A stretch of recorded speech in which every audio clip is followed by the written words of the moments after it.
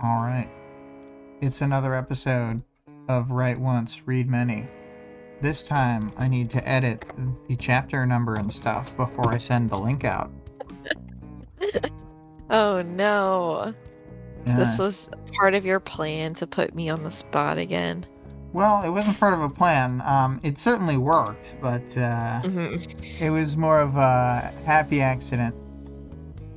Well, I did very much enjoy redoing this Dali painting. Yeah, no, I think the So thing that you made was excellent, and like the way that it sort of mimics the.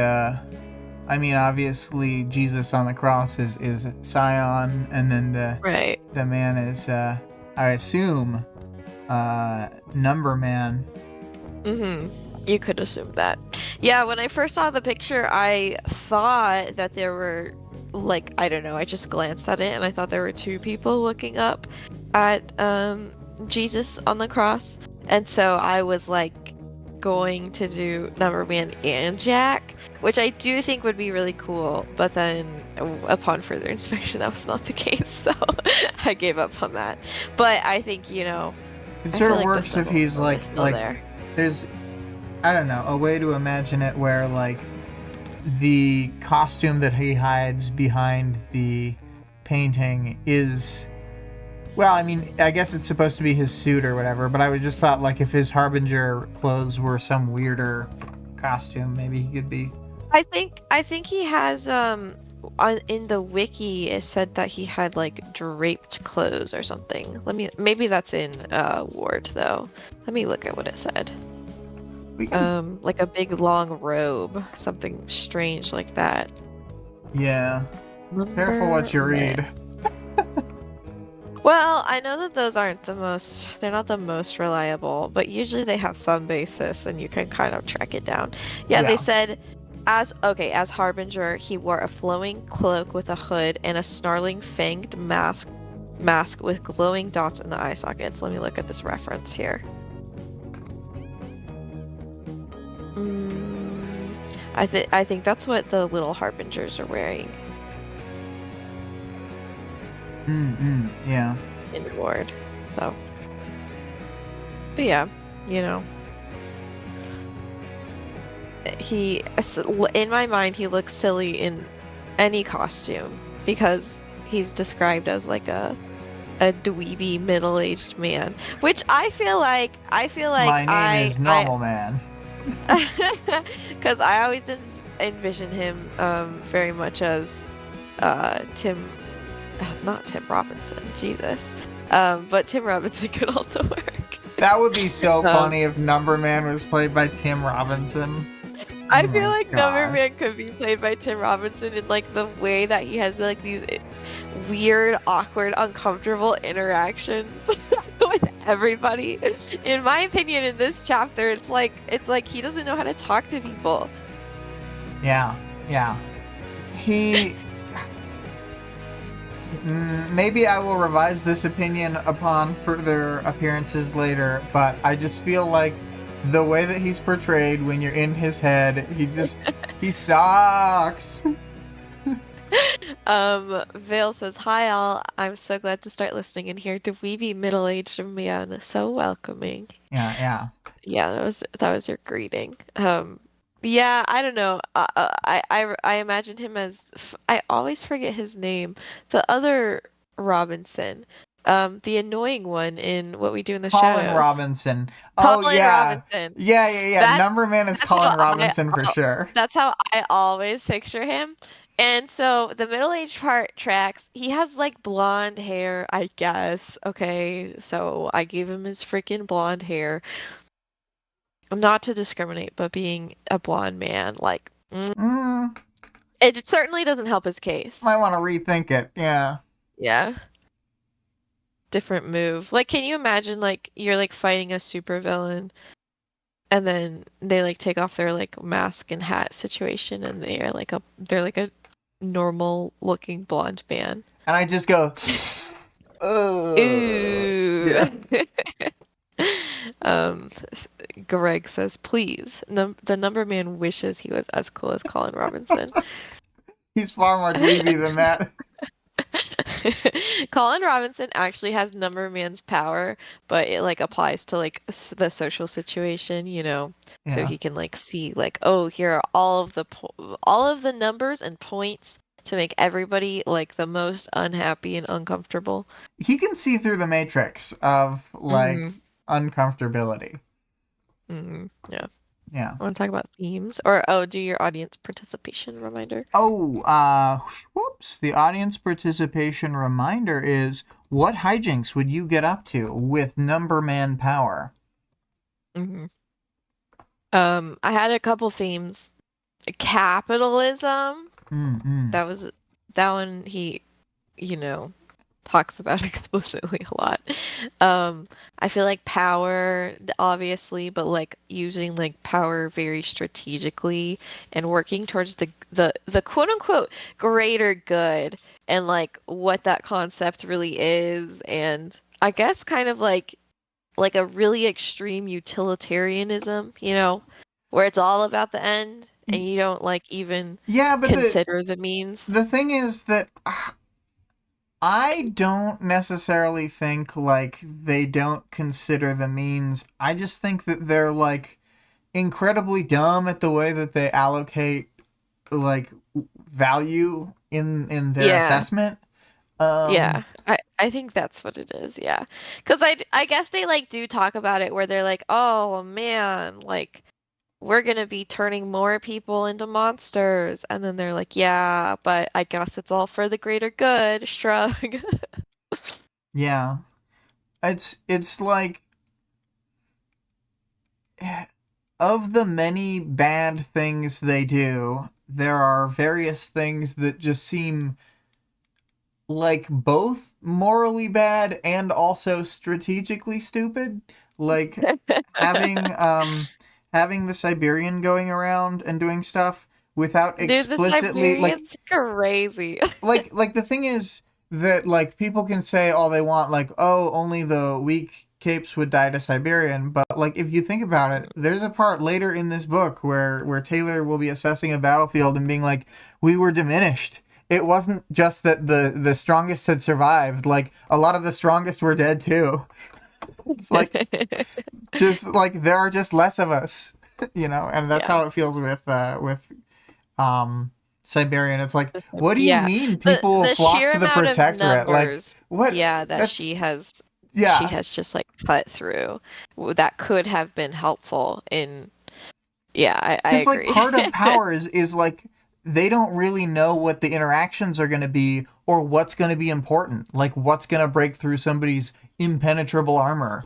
Like they literally don't, because like Hmm. that's the whole, like they're pinging off each other in all these random ways, and like even the clairvoyant powers can't see through trigger events. So, Hmm. I don't know. It's just kind of stupid from a logical standpoint when they do a lot of these things. Yeah. Uh, Yeah, yeah. yeah, they make a lot of many questionable decisions, especially this chapter. Do you have any other themes? Um, hmm. Uh, I mean, I think that they're like intentional, like lack of morality, not like their like pure evilness or whatever, but like his, I don't have to think about morals, or like morals are pointless or whatever. Uh, but it's like you engage with all these other systems that you like say are like pointless, like clothes and whatever. Oh, yeah, yeah, yeah. Just like social constructs or whatever, I guess, is like a big theme. Because it, Because the number man thinks everything is a social construct, but he thinks about it in like a dumb way. yeah, because it's like, even if it is a social construct, you clearly still like follow these norms. Even like politeness, you have your own like kind of, oh well, I'm the proper guy. Like fucking Accord liked you, so you must be like a politeness nerd too. Yeah. Anyway, I Just agree. stupid. I just think Kurt's a moron. It's like All that right. thing that Regent says: having a power that makes you smart doesn't mean you're actually smart. Yeah, I agree. All right. Mhm. Well, should we get into it? We'll get into it. Okay. This chapter, I will just say going into it, I did not remember a second of this chapter. I kind of knew So, that. I think you had told me that before. I did tell you that. It's just so this was all fresh. This was all great fresh info for me. New So read. I guess I get the first opinion read on this, but so if I get anything wrong, it's because I don't remember what happened in this chapter. But the number man is admiring his mathematical decor featured here. This is a commission that he has in He his commissioned cauldron you in the alternate office. future. He did commission me, and he paid me 100. What was the first number that they said? $2.6 billion here, $100,000 there. He just sort of I hate flip-flooped that two line. things. Yeah. I guess it's supposed to be like, oh, he deals in big numbers and in kind of small numbers.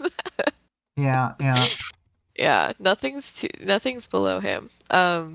Phil had said capitalism, self-contained joke of the day. Greg said glad we're finally getting an episode of Newbie Worm. Yeah. So he's hanging out in his cauldron office, and he decides to get to work. He heads over to he's got like a bunch of monitors or something. He like swipes around, because he likes to look smart. And he's reviewing some info about there's a villain group called the Elite, which didn't they come up just a couple chapters ago? They were mentioned. Right. Uh, they're like people on the West Coast, I think, and they're Mm. like, I think they were mentioned in a cauldron meeting before too, as like a group that Oh, okay. was like getting better. But I think they were in Tattletale's like room thing. I'll look real quick. Okay. Yeah, I think that's what it was. Like they're one of the people that's headed to Brockton Bay, and he thinks they're gonna reach it in about a year. But he thinks they are developing too slowly to be useful. So then he looks through this nationalist group, Gesellschaft, probably, right? Yes, He's yeah. looking through their transactions, and he's like, oh man, they're going to start doing terrorist attacks.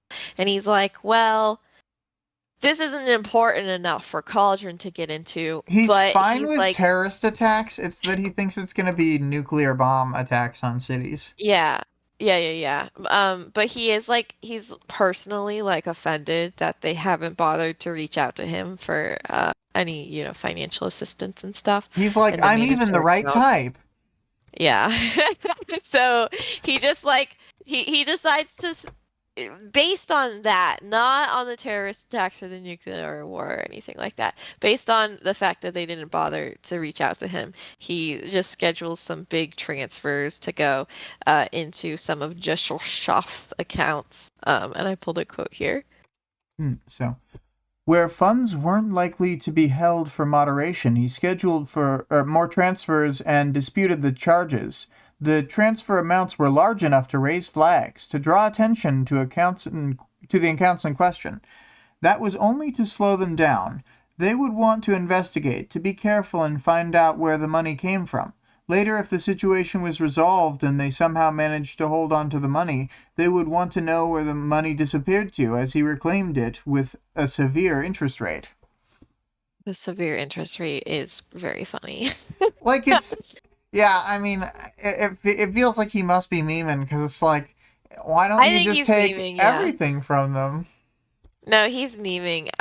That's kind of I why, just like, I like. sometimes I want to give him the benefit of the doubt, but I'm like, he's so clueless at like 90% of things that I don't know I if I think that should give him the benefit of the I don't doubt. know. It's I like an think that he idiot. might be deeply ironic, but I also can't tell because it also just seems like he's an idiot.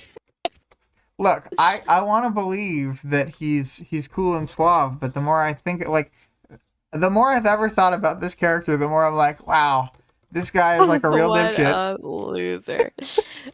So he lays another trap or two for the group, and then he moves on to check on his other customers. The CUI bought a new parahuman recently. Tattletale's been kind of separating herself and the Undersiders from the Number Man, and he thinks it's probably because of like the outing that happened with Idolin. Um, Oh, to be and the clear, I think the buying a new parahuman, I think that's Cody. okay. Yeah. Because that Yeah. happens like, I mean, theoretically, that would have been 2 months ago. So maybe he doesn't mean that. Maybe it's somebody else. But, like, Yeah, but it's like it dropped felt in there, like, like then. yeah, a nod to that. I don't know. Yeah. Yeah, and then there's the Kingsmen, and they are needing some sort of donation to keep themselves afloat. So he's doing his thing, sending money around.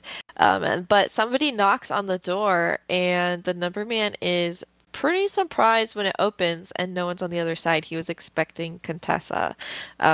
So he asks if they need his help, and he heads out, and there's like airflow around him, and so he's kind of like registering where the airflow is leading him to and heading in the right direction. Um, so the number man enters the basement. This was like, I don't know, not that it's like too heavy-handed, but like as the basement goes down, it's like more and more horrific situations, you know what I mean? Yeah. Yeah. But I get that it's also like they do want to keep the people that are the most dangerous, like the furthest away from their offices and stuff. Um, so he goes into the basement, and instead of like the traditional cauldron white walls, it's all dark gray, and the hallways are lined with cells. Um, and most of them are just like totally open, like they're just the three cell walls, and then there's no door or window. It's just like a line on the ground, and like the implications that they just make people so scared that they don't ever try to leave.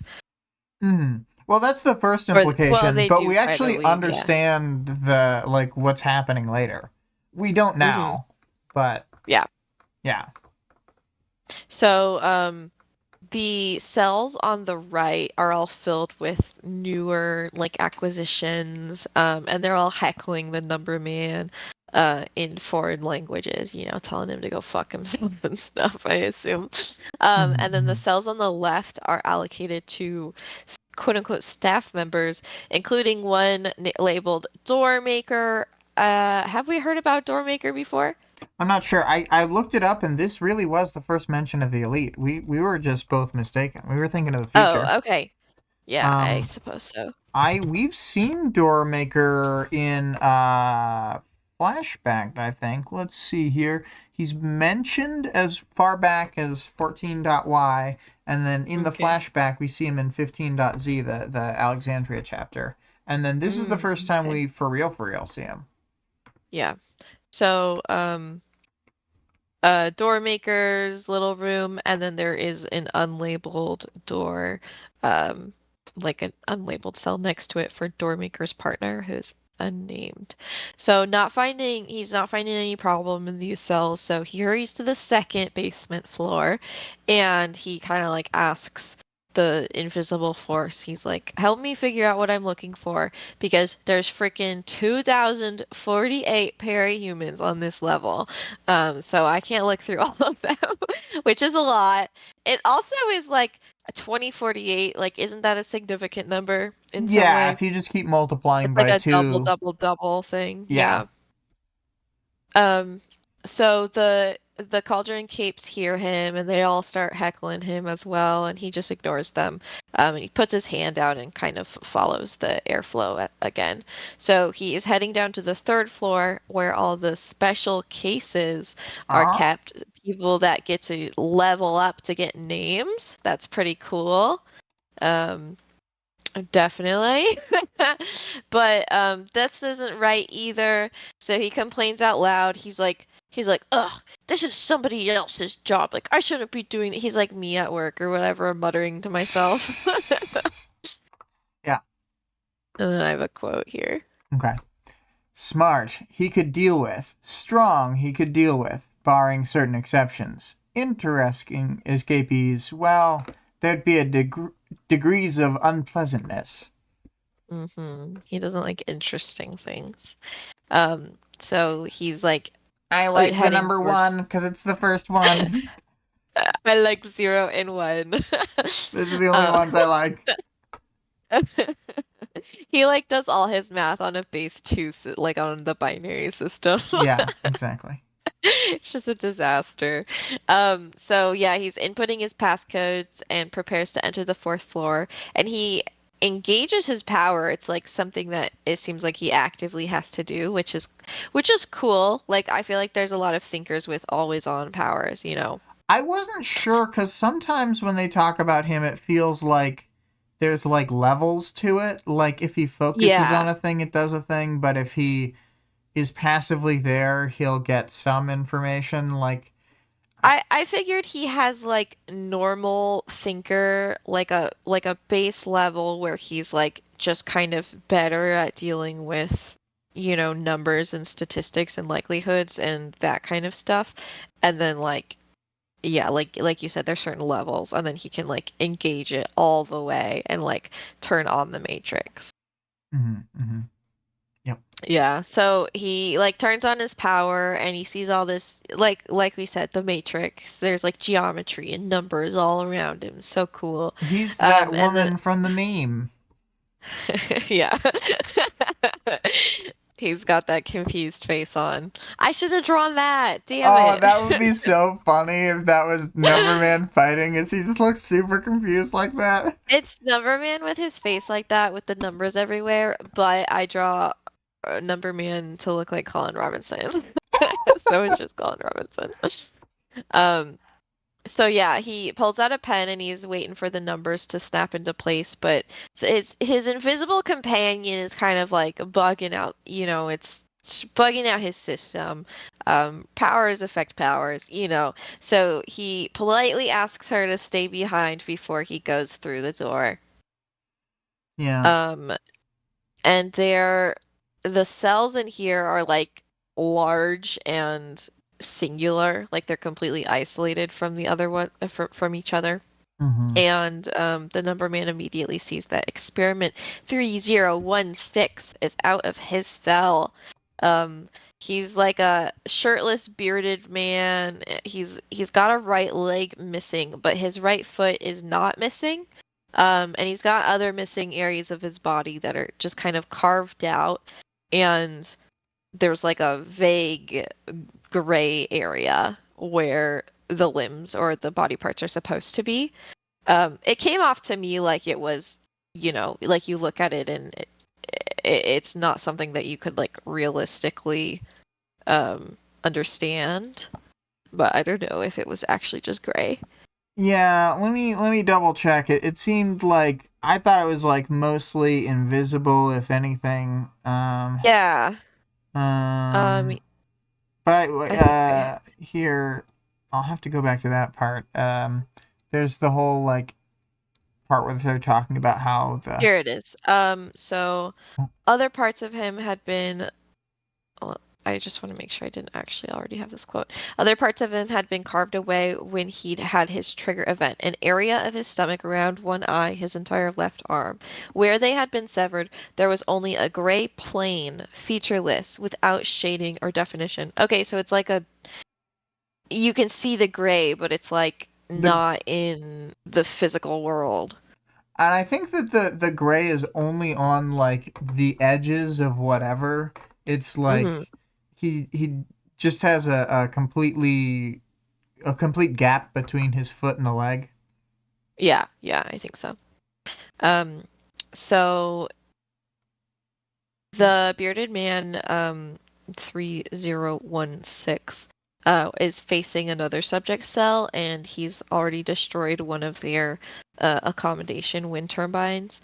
And he tells them, he's like, "We're gonna escape together. You do this, and I'll do this." But he's interrupted by the Number Man showing up, and uh, 3016 and the Number Man are both ready to go. He swings his like missing arm at the Number Man, and the Number Man uses his power to pretty easily dodge it. And I have a quote here. Okay, on the other ones I've just been sort of reading them, but I want to get into 3016 manifested the strike as though his arm were exponentially larger, the attack repeated in almost infinite variations through the space in front of him, as though he were leveraging every possible version of himself that could have been here, in this basement, drawing them together in one coordinated strike. I imagine now that he's like been narrating all of his thoughts out loud, like he's an just anime talking character. this whole time. He's just been talking this whole time. He's like narrating himself. He's like, "Then I did this really awesome move, and I purposely let it almost graze me." He just like talks in battle like Shadow the Hedgehog. I'm the coolest. Yeah. Bill said, "I thought the body was multi-dimensional, like Othello, but where parts of his are in another world and is still somehow multifunctional together." Yeah, I think that his, like, the implication here even is that his power is similar to, like, I mean, we haven't really talked about this or whatever, but similar to Flechette's power, where it's cutting through all of the universes at once. But instead of that, I think in this case it's more like it's only attacking in this universe, but it's attacking as though it were from all those other universes too. So it's hitting all the possibilities power of all the universe. Yeah, so that's why it's able to hit so hard and so wide, because it's like a million little human hands are punching at the same time. Yeah. So he does a swing. The building takes quite a beating from this. He left a big ass hole in the wall, 52.76 times the size of the man's hand. So I guess that's how many universes there are, 52.76.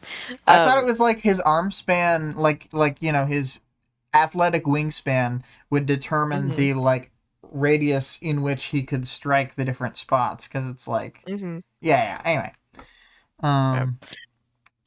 So then, my dogs are fighting. The Number Man starts thinking about math again, and he baits another attack so that he can do more math better.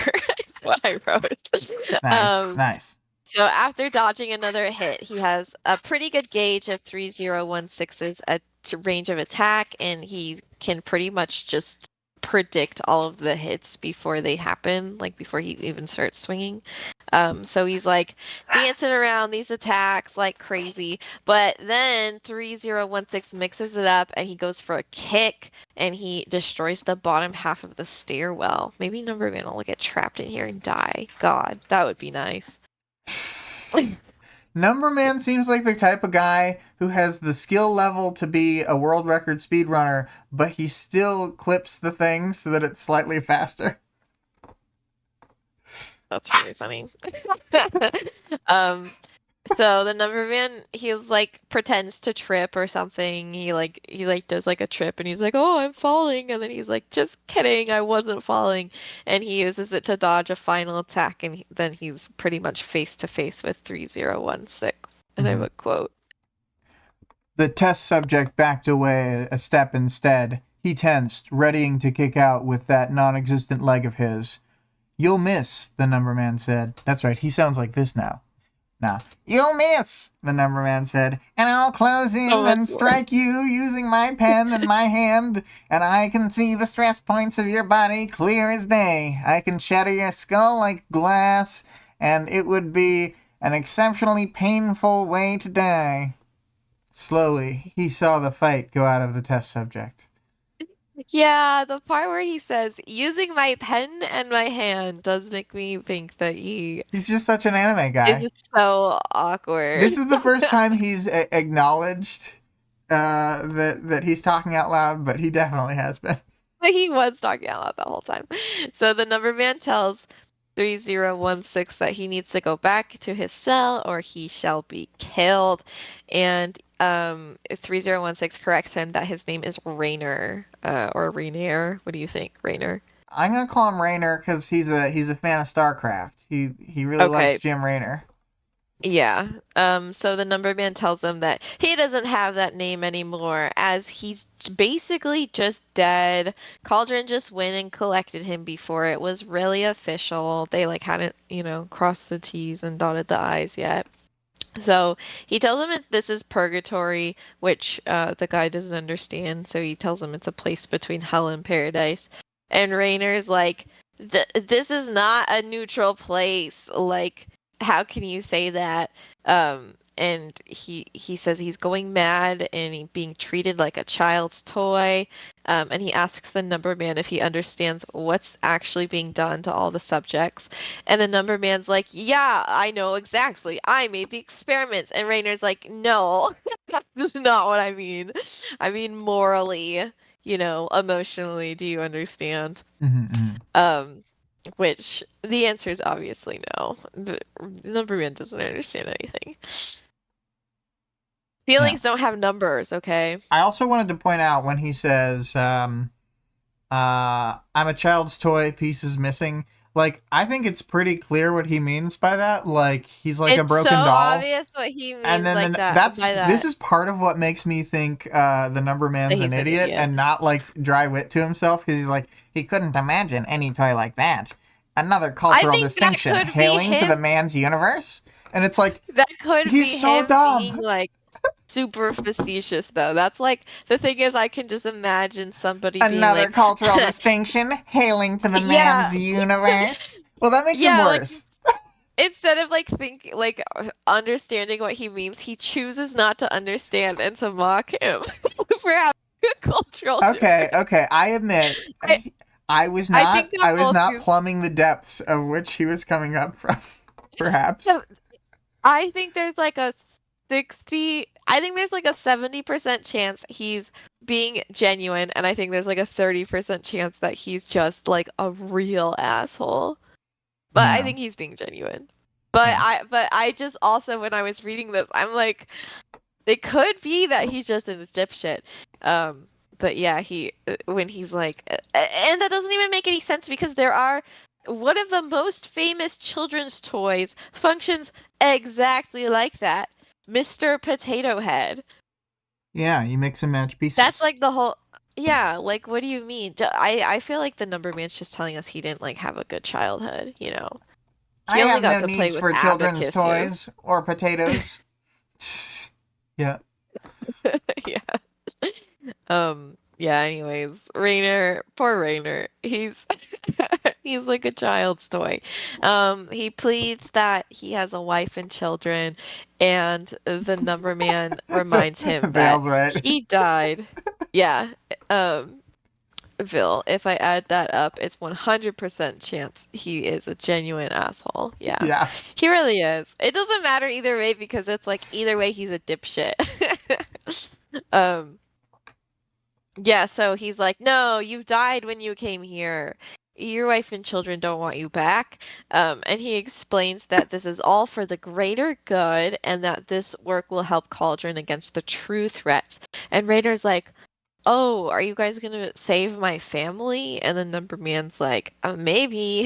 He's like, shrug, probably not, I guess. I don't Bruh. know. He's like, they're I'm just clearly saying not gonna shit. save.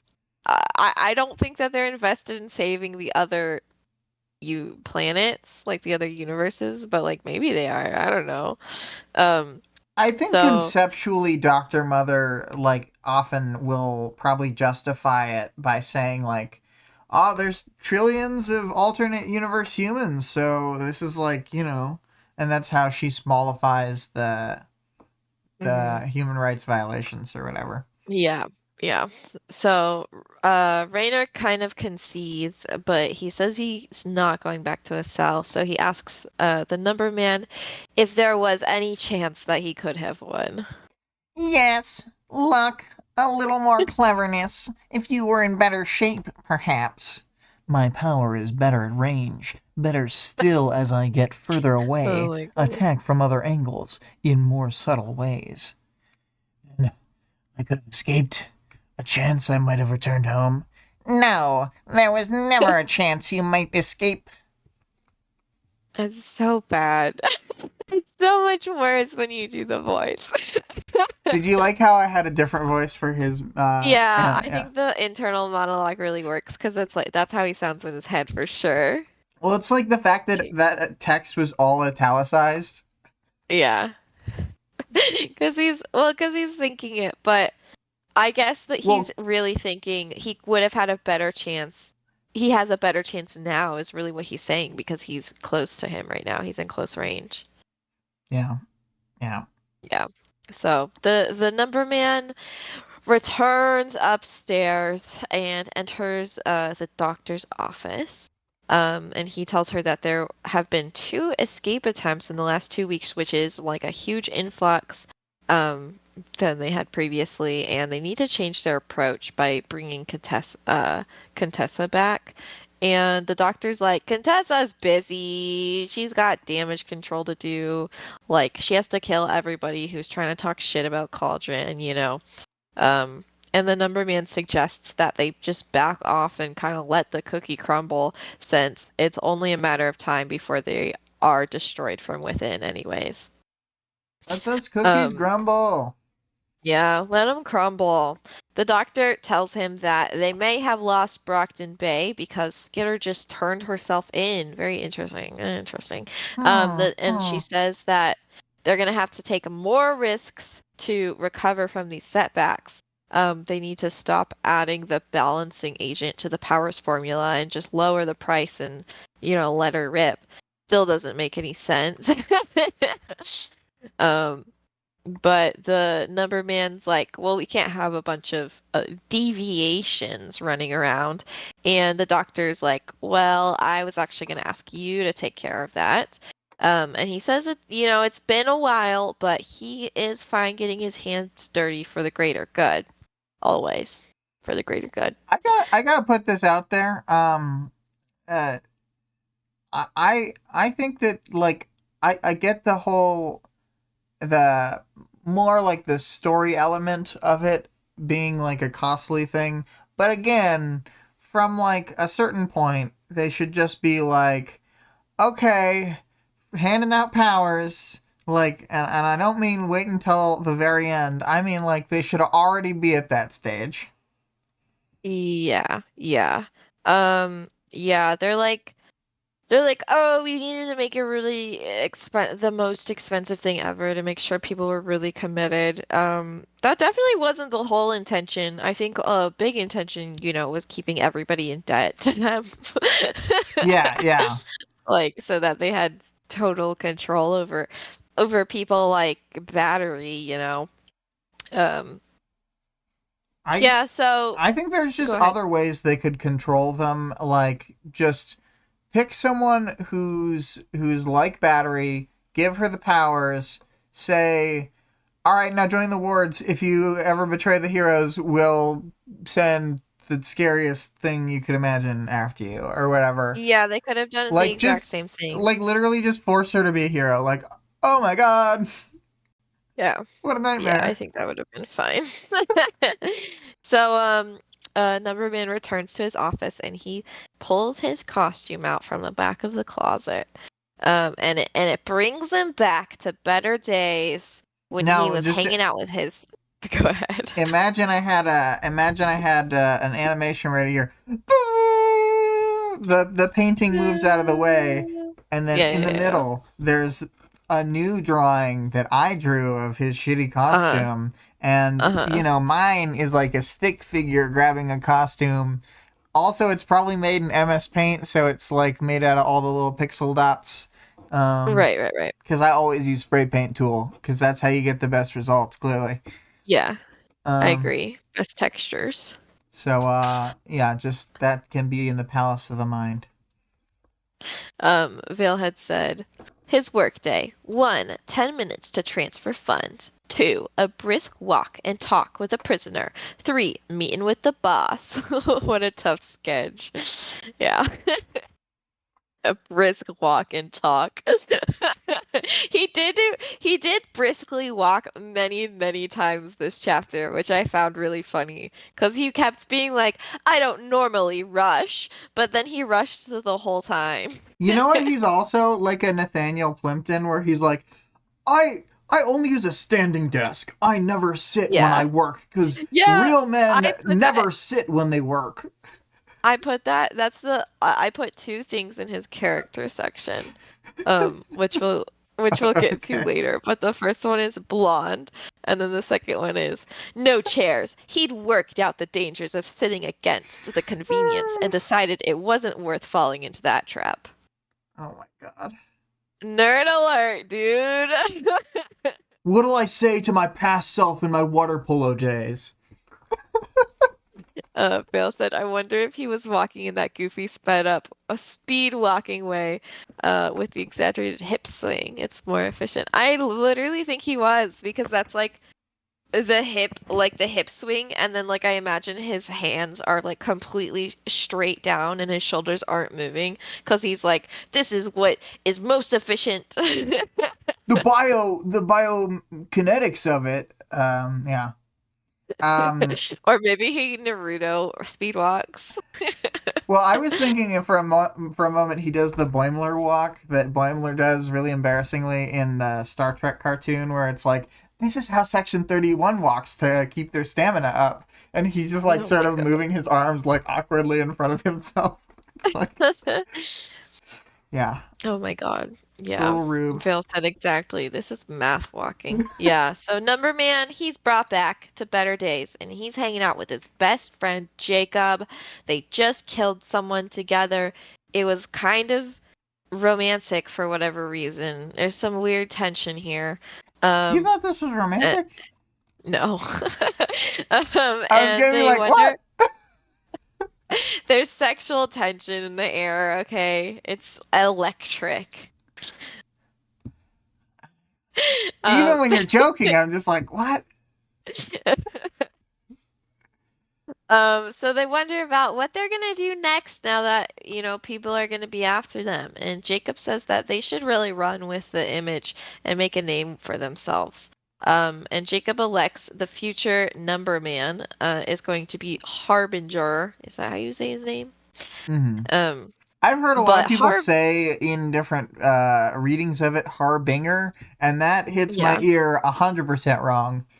Harbinger, Harbinger. But Harbinger is not so on board, and he doesn't really see the point. But Jacob tells Harbinger that he knows he's never felt more alive than this after killing their guy here. And Harbinger agrees with that. He's And like, Jacob says, I too enjoyed this experience with you, Jacob. yeah. Yeah. See, do you feel the sexual tension? Like, it's not sexual tension. It's just like weird vibe. It's weird vibes, but I never would have taken it as like a romantic thing.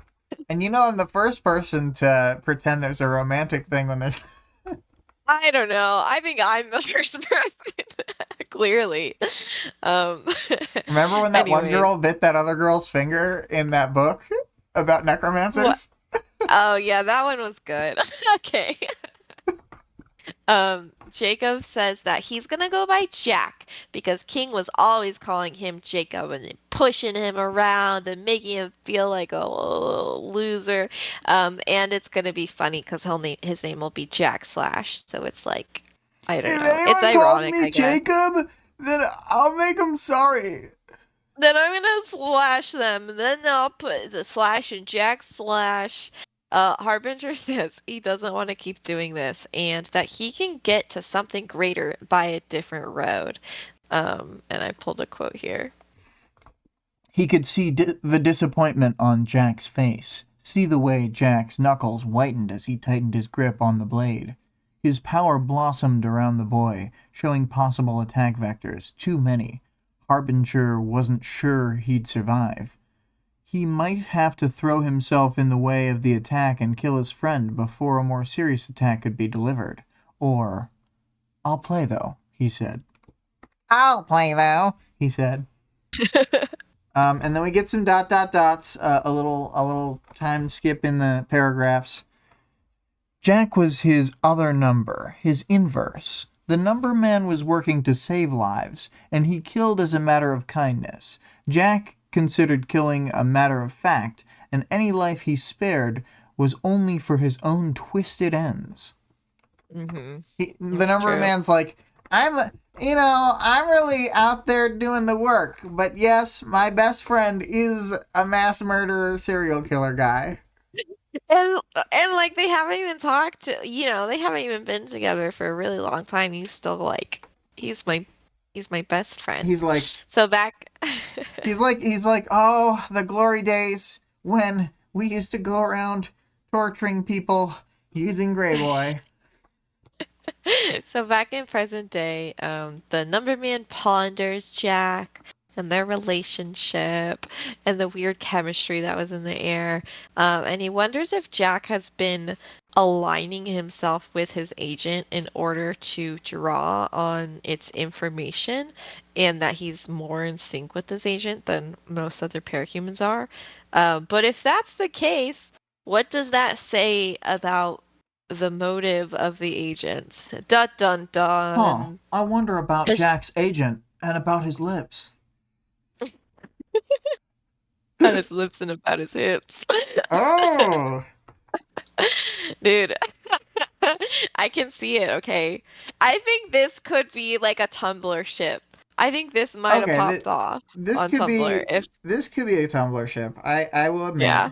But it just, I'm not here for it. I mean, it doesn't help that like I already hate Jack, so I don't ship Jack with anyone. Yeah, that's part of it.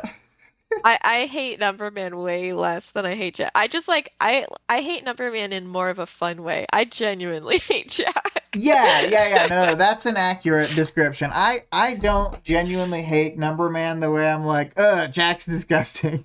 Numberman's just someone I want to bully because he's an asshole and he's friends with Jack. So that alone is enough of a reason for me to bully him. That's right. Right. Taylor would love me. Dude, a bully? Yeah. Oh, okay. Well, that's the end of the chapter. What do we have to say about it? Well, I feel like we learned lots of stuff. There was a thing earlier, I need to re-find it, but I had... When we were looking through things, I had been like, oh my god, this quote seems relevant. Let's see here. No, it's before they started fighting. It's when they're talking about how the powers are gotten. Let's see. Beep, beep, beep, beep, beep. It's when he's thinking.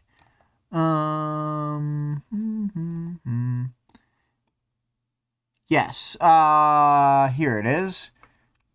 The deviations, the ones who didn't take the formula, tended to fall into certain categories. There were those who had some minor physical or mental changes. They were little different from the most extreme deviations that appeared in typical trigger cases. Such deviations occurred a mere 0.1% of the time. They weren't what he was thinking of. So first off, that makes me think of sometimes Taylor alludes to the idea that people have physical alterations from powers common enough that people thought that that's just what the case 53s were. But we don't actually see that in practice very much. So I thought that was an interesting thing that they're at least nodding to. They're like, we don't do it that much in the book, but it's supposed to be the thing. Anyway. Yeah. I mean, there's a couple Ashley. She has a physical deviation that happens when she uses her power, and it sticks around for a couple hours, I think. Yeah. With her hair color and eye color loss. Well, I think the hair... So, I would count those. The hair is it has to grow out to recolor pigment. So, but then Okay. the eyes, they go back, I think, after a couple minutes Okay. or something. Yeah. So, So, I mean, yeah. I would consider those to be like physical deviations. Like, even though she did have the hair color change permanently. I Yeah. think that her hair And I was like guess a kind of blonde before, and now it's white. Purity's power, or the way it manifests, seems from the outside like physical alterations. Yeah. So I guess there So. are a couple examples, but it's just like the way that she talked at the very start of the book. She's like, he wasn't tall like some guys you see with powers were, but I like, know. you know, And also, Manpower is 8 foot tall. yeah. And he is Sorry, 10 not a feet golfing tall, game. 50 feet tall. 10, 15 feet tall, something like that. Yeah. Um. Anyway, Manpower is boxing with Behemoth, and he's actually taller. The height issues, like, does infuriate me sometimes. Because when I was first reading this story, I was, like, so annoyed that everyone was so tall. And I was like, I don't understand, like, what's happening. It's But gotta then be it got because to the point. Wildbow's natural world is metric. I know. I think that it's that, and maybe also because Taylor, maybe it's part of it is intentional because he does say Taylor is really bad at measurements and with height and stuff. But then like when it's like Brian is a foot taller than her, and I'm like, okay, sure, he's a foot taller than her, and then Isn't Danny Coil, taller than Brian somehow? Danny We're just is like, how taller is than this Brian, possible? and Coil is taller than Danny. How is it possible? And like it's like we're too tall at this point because right now we're at least Because at Taylor's already supposed to be tall, and like tall yeah, for we're a at girl, least like plus a foot, plus six extra, foot plus 10. extra. Yeah. It's like, I think like maybe well, also I think that Brian, maybe people in this universe are I, just slightly taller. I don't know, but I think that Brian like isn't shorter enough than Coil for there to be two size categories between them. Yeah, exactly. The height like was driving me crazy because like in the Undersiders, Taylor is seemingly the shortest person, and she's supposed to be tall. When she joins the Undersiders, she's the shortest one. I think And she's I the was same like, height as this is Alec. she might be around the same height as Alec, yeah. And to me, that's unacceptable. Tattletale is an average baddie. She's definitely 5'4", 5'5", maybe 5'6", but nothing higher than that. And I Taylor's wouldn't got to accept it. start at like 5'8", get taller, because She's gotta start at she ends up 5'8". taller than Lisa. Yeah, You're she tearing me ends up apart, taller than her. Lisa. Yeah, you're tearing me apart. Anyways, the height. Anyway, you can continue. So Vale You had were just talking said, about the physical alterations. yeah. So I thought that was very interesting. And Vale had said something very funny to me, which is, this was early Wildbow. He's from Canada, where everyone's gigantic mountain man. He was just writing what he knows. Yeah. Yeah, I guess so, dude. Everyone's Oh my God. huge out there. Everyone's huge. There's only people that are around Taylor's height. Those are the average people. And then there's a bunch of really, really tall people. And there's like four, like, what I would consider probably to be little people. Accord. Accord's one of the short ones. Um, uh, the mouse lady, the rat lady in Ward. She's pretty short. Yeah. I don't know anyone else. I think there's like that guy who like belches oil. I think he was pretty short too. Oh, those two scientists, the two tinkers, who are in Ultra Jail, Lab Rat and String Theory. They're both short. I get the Yes, I remember impression String Theory was very small. that they hate each other. They're both short. They're both tinkers. It's like Yeah, a perfect comedy bit. Yeah. And I am just still shipping it to this day. I don't know what's gonna happen with them, with those two. It seems like things are up in the air right now. Vale said Ward has learned his way. There are very small people. Yes, but I want normal sized people. Normal height because all I don't know, the guys are either shorter than Taylor or they're 2 feet taller than Taylor. There's no in between. Yeah, yeah. Yeah. It's very strange because like even the girls, it's like out of a group of 3 girls, like I know that sometimes They're there's just a bunch of tall girls, but it would be surprising sometimes to me tall if they girls were are tall all girls. 5'9" or above. Because from Yeah, the way that we learned the start of the story, it's like Taylor's 5'8" probably and gets taller. and then Lisa's Lisa's taller from the taller than start, her, and so she's Rachel's five way nine. taller. Rachel's huge. And like it's fine if Rachel's huge, okay, but we're like and then their freaking crew is just all of them together, very tall people, and then little Aisha. If I'm being cruel but fair, it's unlikely that she would have gotten so huge because she grew up with malnutrition. Yeah. Sorry, Rachel. Sorry, Rachel. Listen, she stole lots of stuff, okay? She was a bad kid. Um, Vale said Greg is normal. Greg is slightly taller than Taylor, I think, because Well, I so he's think like that a he's like normal interested. boy height for a Yeah, older yeah, yeah, teenage yeah. I boy. think he's like interested in Taylor because I think their like heights go together. He's like, the heights align. Yeah. Um, The other boys okay. go for the smaller women, but I go for the height that aligns almost perfectly with my own.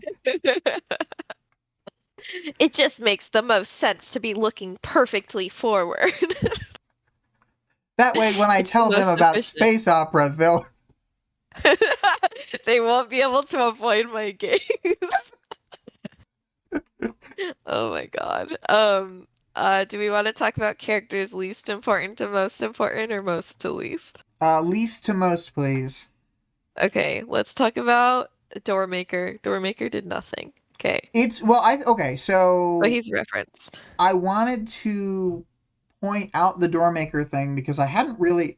I feel like my brain just breezed by this detail on multiple previous reads. Like maybe I noticed it and forgot that I noticed it later, but Mm-hmm. just the fact that doormaker lives in this like essentially featureless cell, and so does the He lives in a clairvoyant. cell across the hall from actual prisoners. Yeah, yeah, yeah. So he is just like more or less a prisoner. He's like a resource or whatever. And like you think he could like door make and fall into a door to go anywhere, but he just doesn't. He doesn't even bother. He He's just chooses like, not to, yeah. it's fine.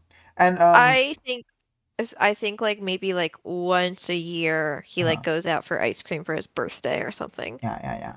But it's just like, I guess it shows you that even the people who are like cogs in this machine or whatever Mhm. basically don't get anything out of it.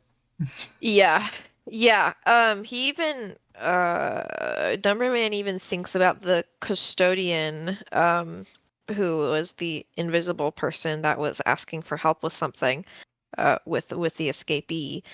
He thinks to himself, if you had come around later and like hadn't become an asset to us, basically, then you would have been in this lab being experimented on with all the other fourth floor people.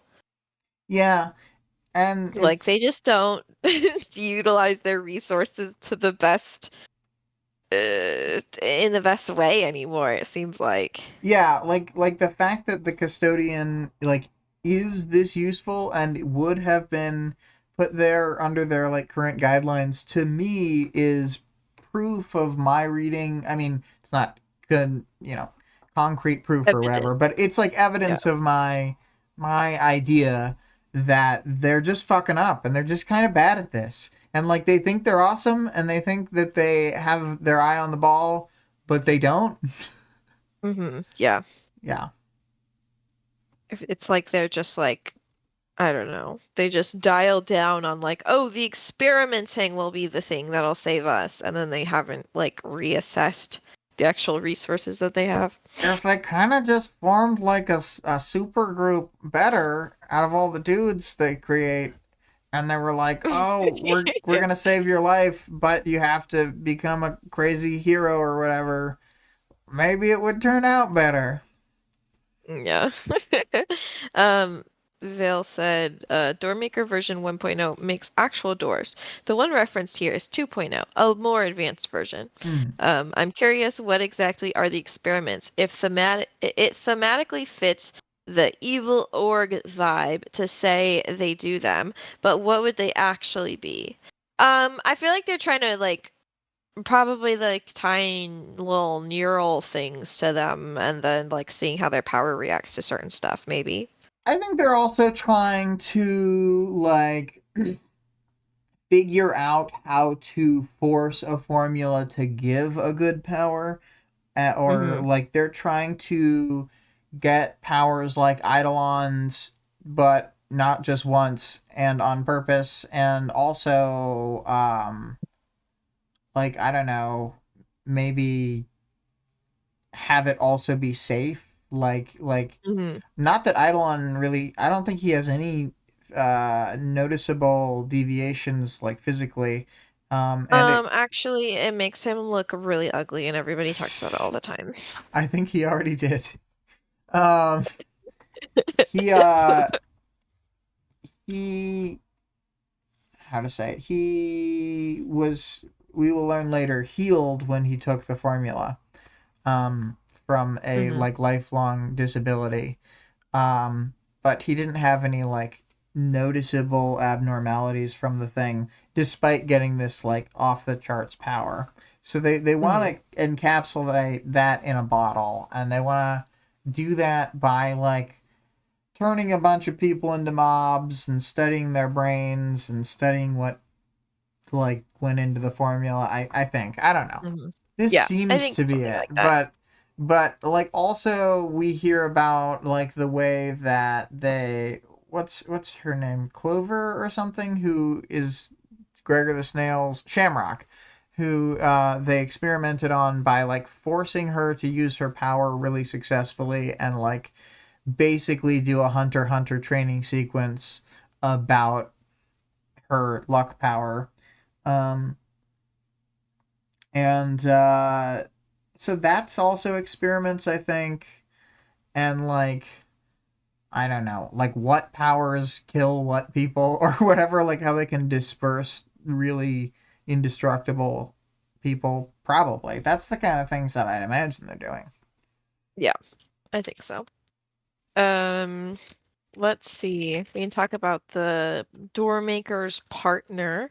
And I just pulled a quote here that I'll just read. This is 265. No name. The number man knew him well enough regardless. He'd been too young a subject when he'd taken the formula, his brain too malleable for the required changes, too slow to form natural immunities and defenses. Not a problem with regular trigger events as it was. The boy's eyes had burned out of his sockets as he tried to process the vast amount of information he was capable of perceiving. Even now, as he was reaching his late teens, the boy's mind had never developed beyond the mental age of 8, and his eyes remained like twin ashtrays. A partner of Doormaker, capable of granting clairvoyance, seeing whole other worlds at once. It left most subjects incapacitated for a week after use, and it overrode any other perception powers. So, Mm-hmm. very interesting. If that person could walk around, they could basically use it as a touch power to touch and release, and then that person's fragged. Hmm. Although they do Yep. get like all information, so you know, if you don't want them to see something somewhere, don't use the power. If there's anything you're hiding anywhere, um, So, yeah, that's it's how, kind I of guess that's like, funny. that explains how people can just summon doors wherever they want or whatever. Yes, yes, it's kind of funny to me though how it's like, oh well, his eyes burnt out metaphorically, so the powers are just gonna get his ass because they Oh understand, my god. like they do understand like metaphor and stuff, so they're like, this seems very ironic. um, Yeah, 265. Oh boy. Then we've got the custodian. we gonna, yeah, custodian then, but we're gonna talk about the doctor at some point, right? Yeah, yeah, we'll do the doctor next. Okay, so the custodian is like a girl. Wind girl. And we don't know much about her, but she works for Cauldron. Mm-hmm. Yeah, and she doesn't have a body or something. She like Yeah. doesn't have a body, or she's like in an alternate universe or pocket dimension kind of thing. Yeah, well, I mean, I think that she's just like an extreme always on breaker form. Okay, yeah. So, yeah.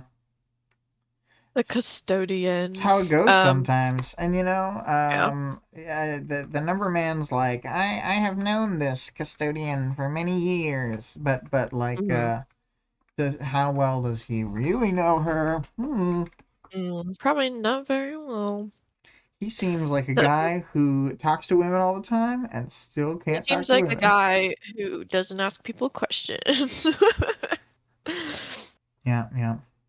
Well, I was All gonna right. make a joke about him not talking to women, and then I was like, well, actually, the only person he talks to is the doctor and possibly The doctor. Contessa. So Yeah. he only talks to women, and somehow still is just like. Although it's not that he can't talk to them in like any. I don't know. He doesn't make any flubs on screen. I just feel like he's the type of guy to be like typical a woman. Yeah. He probably has like some theory about how like more women get healer powers and more men get brain powers or whatever. Yeah, yeah. Women's brains are like spaghetti. But my brain is like waffle. My brain is like it's like number waffle, like Sudoku. Oh my God. Okay, Dr. Mother. Let's talk about her. So, she's this shadowy figure who's seemingly in charge of everything. Mm. Um, what do you feel like we learned about her here? Um, I mean, If this isn't like the because we don't first time. get them that much out of her.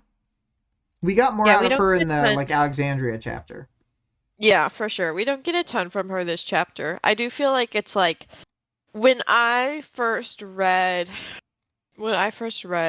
this,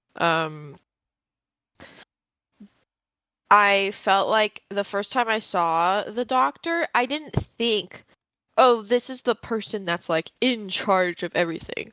So then every time I would see her again, I'd be like, I guess this is the only bitch that works here. You know what I mean? Oh, gotcha. Okay, I think I had taken the meaning that they wanted, where it's like, I guess it's more of a surprise looking back that she like helped Jamie or whatever, but it just Mhm. seemed like uh the doctor's like in charge of the meeting with the triumvirate, basically. Right, right. I think that's when I was like, okay, like I guess it's not like she's one of many, or she's not just the one that does these kind of meetings or whatever. Like she is the person in charge, and like the number man and Contessa are her employees for sure. Yeah, yeah. Um I think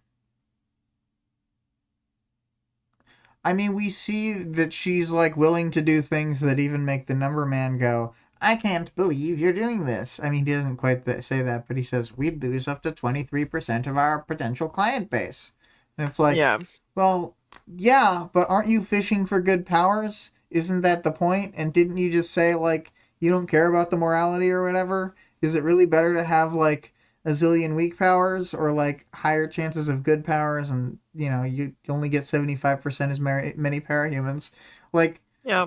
not to be arguing for the bad thing or whatever, but they're already arguing that they want to do the bad thing. Just do it Well, it's better. like they like they have like 2,000 people. They have more than 2,000 people locked up, but they have 2,000 like normies locked up that have powers that they just don't care about. And so it's like obviously you don't care about the subjects that much. Like why do we care if people are dying? Oh, if more people are dying. I don't know. Yeah, it's like, What's the difference between you having Having these people in prison. 2,048 prisoners and having 23% less, but having all of them have better powers? Mhm.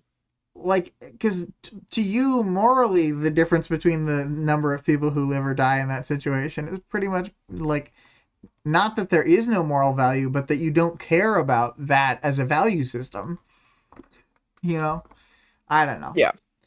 Yeah. I think he's all over the place because he thinks he's a perfectly rational actor, but he's also operating on emotions like we lowly humans. So, Yeah. He's a dingus. He like wants to be like a psychopath, but he just isn't. But also he's like in the bad. He's got the worst of both worlds going on. yeah, yeah. Yeah, we can talk more about the number man. He doesn't sit down because the dangers of sitting against a convenience isn't worth falling into the trap. Yeah, yeah. He needs to the dangers of sitting. I guess at any moment in his life he could be suddenly attacked. I think that's what he means, but I like to think that he's like, oh, I'm gonna get, one of those disorders that people who sit in desks a lot have. I just think He's gonna get like rotated hips or something.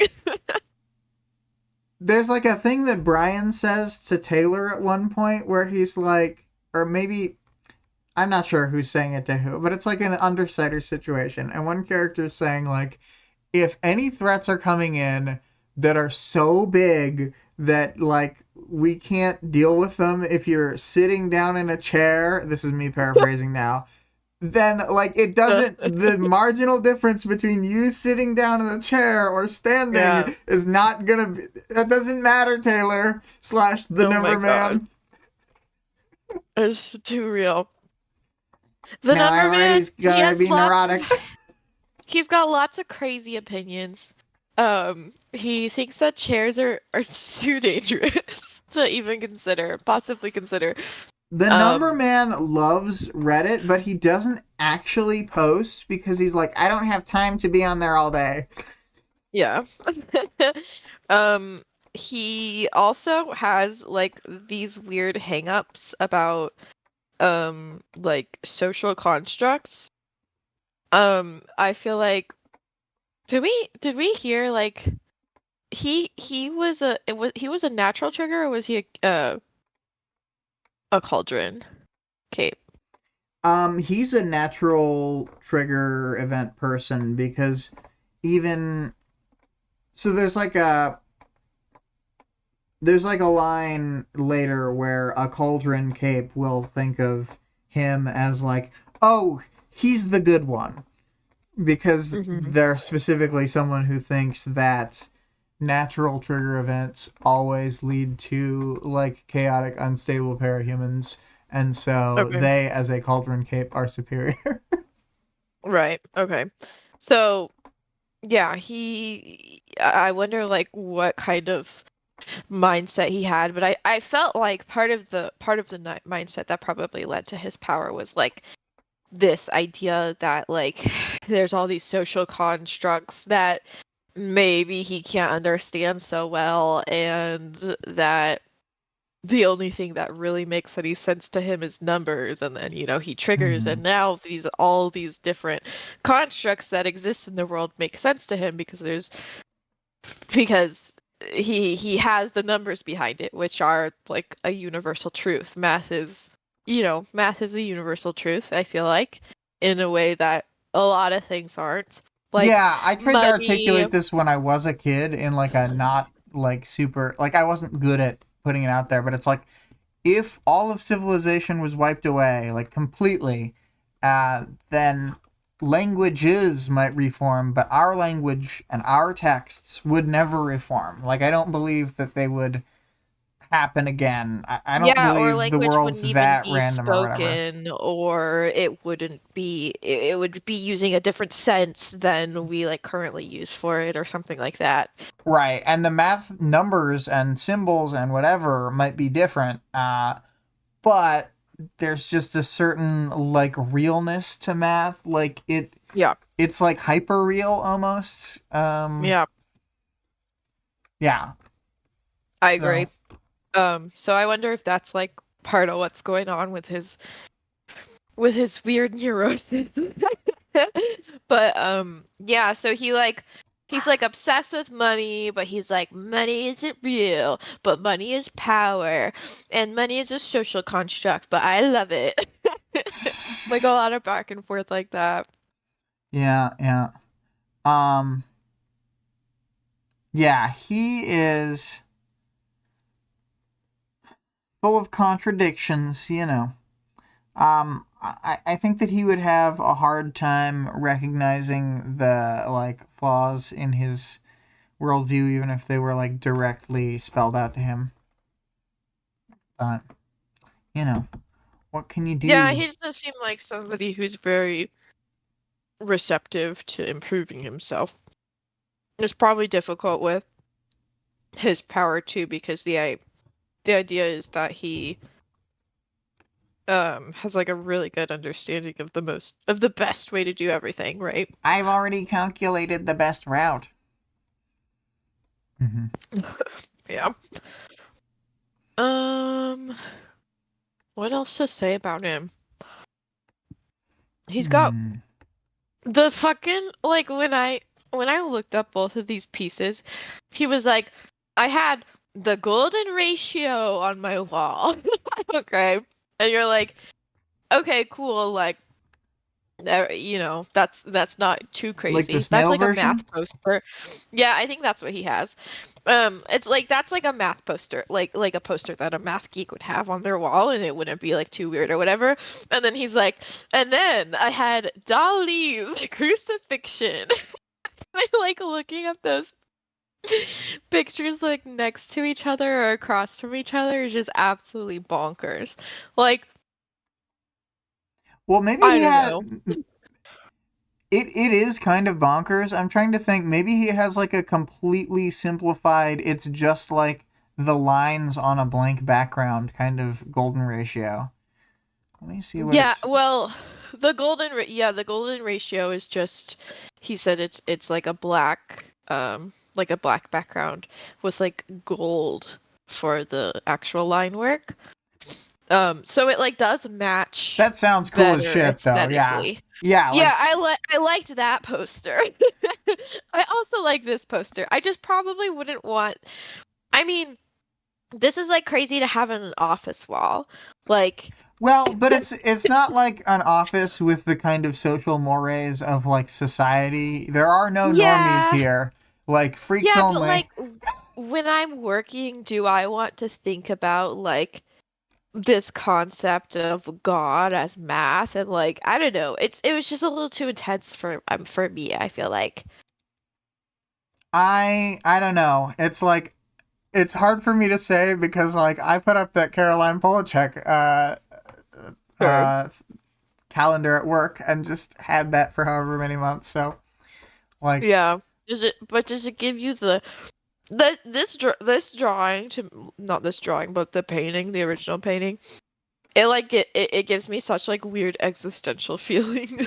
oh, But okay. maybe it's like the Catholic crawling out of me trying Oh to yeah, yeah. escape.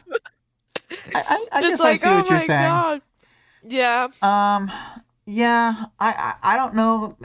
I think it would be hard to affect me in a way like that with a Hmm. piece that I like. You know what I mean? Like I Hmm. could be you could cause me unease or distress through imagery, surely. But if it's something like this where like I like the thing, I don't think I think it would be hard. I mean, maybe I'm just trying to think of an example like that would work like that on me. And I can't think of any. Yeah. Then again, there are things like I can think of a time I was watching an anime where the concepts were on some very deep level, very resonant, and it was like I was very interested, and this has happened many times, like especially when I was a late teenager, where I would be very interested in a thing, but I couldn't actually get myself to watch any episodes of it, for example. So I guess that's like an equivalent feeling of like I like the poster, but I wouldn't want it around while I'm. So yeah, I don't know. I'm just trying to stretch my brain here. Yeah, that's funny. What do you think the in the drawing or whatever in the painting, what do you think like Mhm. the checkerboard what's going on with the checkerboard ground? Because I feel like I couldn't understand what maybe Dolly wasn't thinking that deeply about it. Let me But look. yeah, So let what's me look this? at the The original. Dolly, I just do Dolly crucifixion.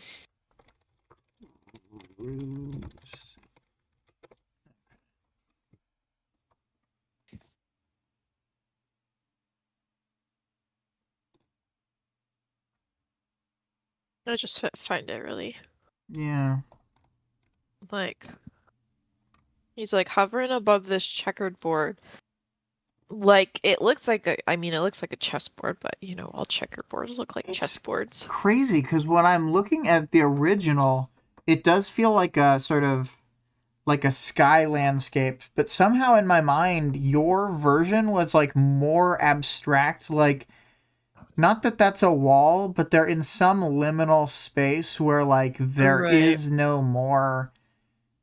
Like, I didn't feel like I felt like they were in a space of such unreality in yours that I didn't even occur to me that that could be a landscape in the background. Yeah, yeah, that makes sense.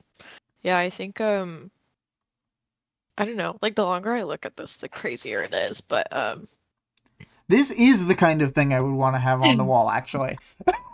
I would want to have it like on my like in my house or whatever. I guess I just like want to have like a different mindset when I'm working. Like I can't be distracted by this kind of nonsense. What does the checkerboard represent? I was thinking about this because you know when I like am drawing and I'm thinking about what each thing represents and so how I should change it. So, you know, Jesus is the golden man. And I know he doesn't reference the golden man in this, but But like, I feel come like on. he's talking about him and Jack are both feeling this like connection to something greater, but they decided to go like on different paths towards it, and they're both I I think feel, you know. yeah, and that's another reason why I think it's important that both of them had like natural trigger events because Hmm. they're like aligned or Yeah. whatever.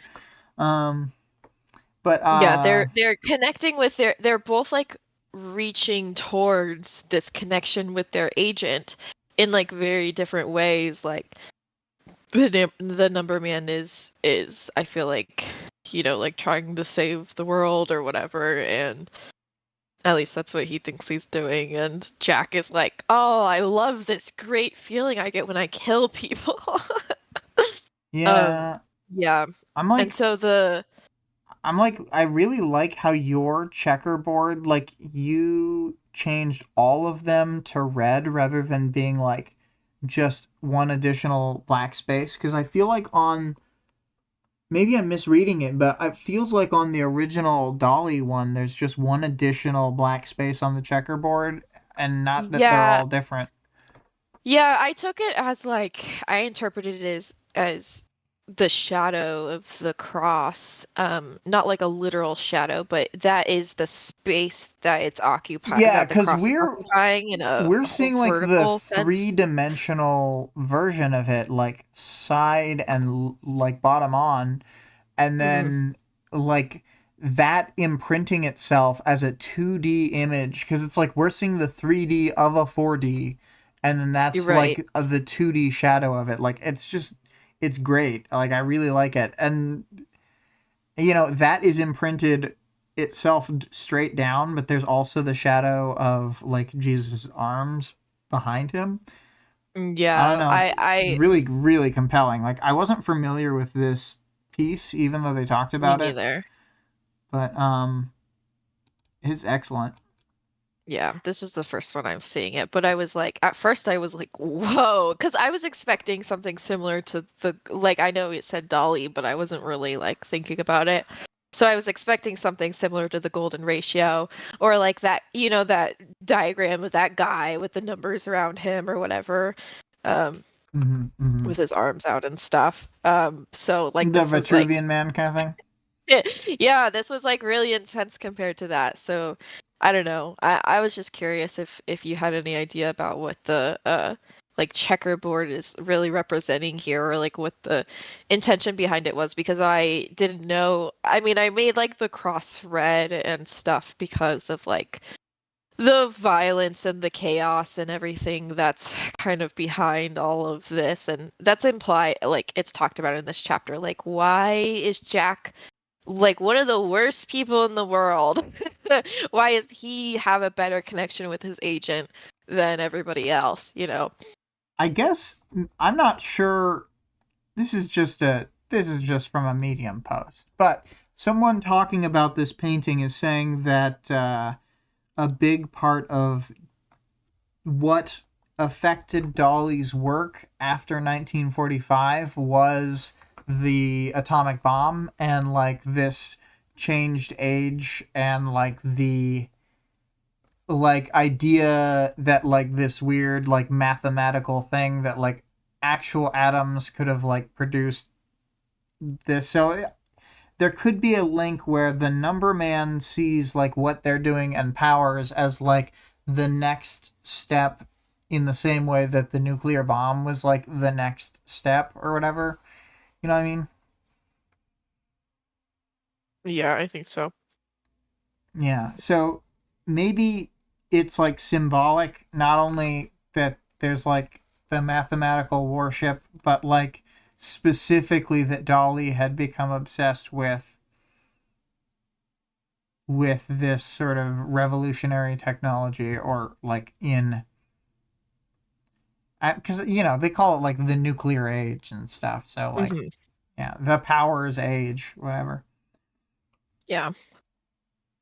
Yeah. Well, I really liked this piece. I feel like it's not often that like Wildbow references like real media that I can like easily access and kind of get some more insight into what he's putting down, you know what I mean?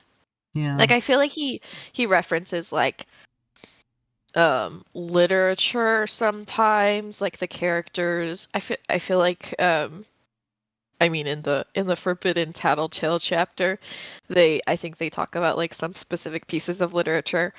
And I didn't really have a good concept of, I don't think I did the prerequisite reading. Yeah. I unfortunately am not well read in the sense that would help me in Yeah. that. I have read YA stuff and Star Wars stuff and this. Yeah, me Uh, referencing Hunger Games, and when I write a novel, oh boy, it's gonna be all Hunger Games and home stuff. there was vomit on my sweater already. Mom spaghetti. Yeah. Oh, it'll be my deep literary reference. Phil said, let's see, Numberman used a Dynavisit to find there is a 0.0002% difference.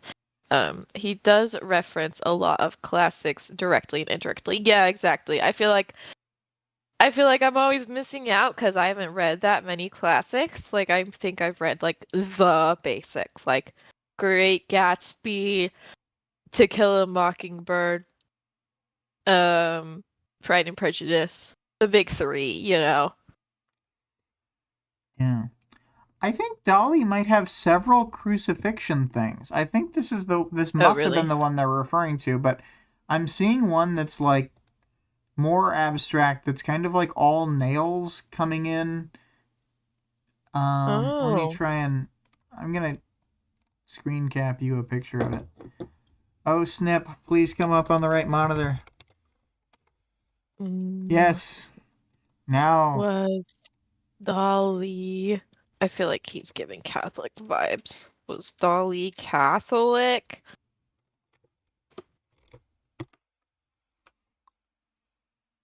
He How about announced that shit? himself Catholic. This is from Mhm. nvg.vic.gov.au. Salvador Dali. Religion. He announced himself a Catholic the next year, or as he put it, a Catholic without faith. Me too, Dali.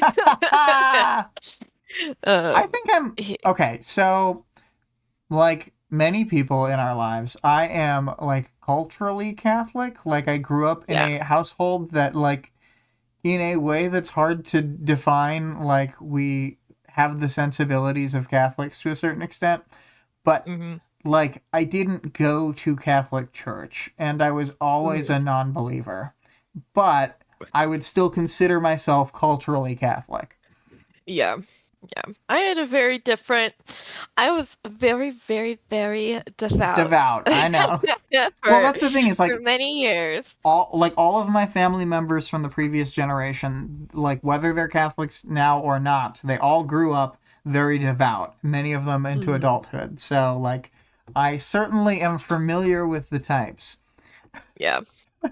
Yeah, I think there's a lot of but yeah, that's it. I feel like I could tell from the art or whatever. Yeah. Especially when you said that there is more than one of them, because it's obviously like Catholics aren't the only people who depict Jesus on the cross, but like they like to do it the most. Like iconography is the jam, you know? Yeah, I always thought it was really strange. Thought it was kind of like antithetical to the second commandment, but Yeah. But those stained glass windows, are you kidding? yeah. Worth it. Vil says, I was best man in a friend's wedding Catholic. I had never been to a Catholic church. I discovered after taking communion that Catholics don't like me taking communion. That's I so don't take funny. communion, bro. I do not Oh take my, communion. oh my God. That's awful. One time, this was awful. One time, my older brother pocketed his communion, Oh and then no. we went, and then we, so this wasn't even the bad part. And then we went to like visit my great grandma in like the old folks home, and they Dear Lord. had like a pet bird there, and so we were feeding the communion to the pet bird, and my mom was like in tears. Well, that's what I was I thinking. felt Like, I so thought the bad. story, I mean, that's pretty bad, but I thought the story was just going to be that your mom Sacrilege. found it in his pocket or whatever. And I was going to be like, that's already really bad with your mom. Yeah, it's already really bad. And then she was like, "Oh, that was the body of Jesus." Because, Vale, if you're not Catholic, it is a literal thing for them, us, yeah, whatever. Um, it is literally the body of Christ, and Well, so but it was see, pretty I bad mean, I would say for them, I definitely have zero for belief them. in I that or, I know, but at the time, I was like, "Oh boy." yeah. But I just kind of thought, that like God and Jesus wouldn't care that much. You know what I mean? Yeah, yeah, yeah. Um, They'll understand yeah, I because they're wasn't the worried homie. about it. I do feel like Vale, there was probably oh man, I was watching or I was listening to the probably a Sawbones episode with Justin McElroy and his wife Sydney McElroy, and the McElroys come from a Baptist family, and so she was complaining about Hmm. like if you stand up at the wrong time, you accidentally like commit yourself to like a fucking mission or something. And he's like, yeah, but then I come to your church and there's all this choreography. And so I always think of it like that is really intimidating. Like you go and you're like, stand up, sit down, stand up, sit down, kneel on the ground, sit up, stand up. Yeah. Yeah. Oh my gosh. Vale said, I grew up in a Southern Baptist church. Had no idea it was not welcome for me. I found out it wasn't. I'm so sorry you went through that, Vale. Don't take it personally. It isn't like it's supposed to be like you're supposed to be properly educated and like committed or something before you do it. I mean, so people probably weren't like angry at you per se, but they're just a little mortified, I guess, at the blasphemy. I guess there's probably various interpretations, but if I was gonna like give the charitable interpretation. It's like you're taking part in a religious rite without understanding what you're agreeing to. Yeah, yeah. Um, it's just kind of like you're supposed to do this and that before you get to that point. So people kind of freak out. Yeah. Well, if it ever happens again, you just if you cross your arms over the chest, they will not give it to you, and you will not get yelled at. Yeah. Vale, you've taken more communion than me. Yeah. Oh man. You got 0 Christ in your body. I've got 0 Christ. No points. Oh my god. I'm specced into other stuff. I can't believe Number Man went on like so many rants about how everything was made up and nothing's real. And then he has got like a fucking dolly painting. Yeah, he has this dolly painting in his office and doesn't say like also religion. Yeah. Like one of the main things that one would claim to be like a made up cultural thing. Vale said, I found out when I leaned over to his fiance for one more day before the wedding, and said, this is the first time I had communion in a Catholic church.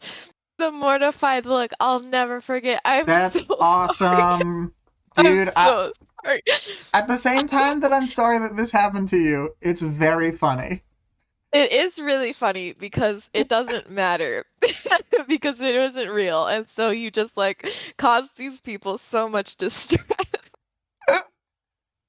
Oh my god, that is awful. If I were in that situation, like even when I was much younger and believed in it, I wouldn't have said shit. I would have let you go on your happy way. Yeah. That's so funny. I mean, but okay, earlier this week you were like, I'll never tell about like the minorest complaint about something. Okay. That's true. Do I have a problem with conflict? Maybe. I think you should tell that thing I said. I think it would be constructive for you. No, thank you. I'll tell Vale next time he has communion. I'll look at him with shock and appall and disgust. Okay, good. We're making a breakthrough, Vale. Thank you for helping Vic on her road to conflict. Overcome my fear of conflict. Of making people sad and uncomfortable. Yeah. Oh my god. Okay, what else do we have? I threw a bunch of stuff in Powers, Knowledge, and World Building, so let me just skim through that real quick. Okay. If we don't get to it, I did have 2 more paragraphs after the deviations one that I wanted to read. Oh, it's all in here. Okay, got it. Yeah. Oh, yep, it is, because it was these 2 paragraphs that I wanted to read. Yep. Anyway. Vale said it really didn't bother me, except that I might have offended someone next week's cosplay stream. Is that what I heard? Are we cosplaying Parian? Yeah, definitely. I'm gonna I'm gonna be dressed as I'm gonna be in a full skitter costume.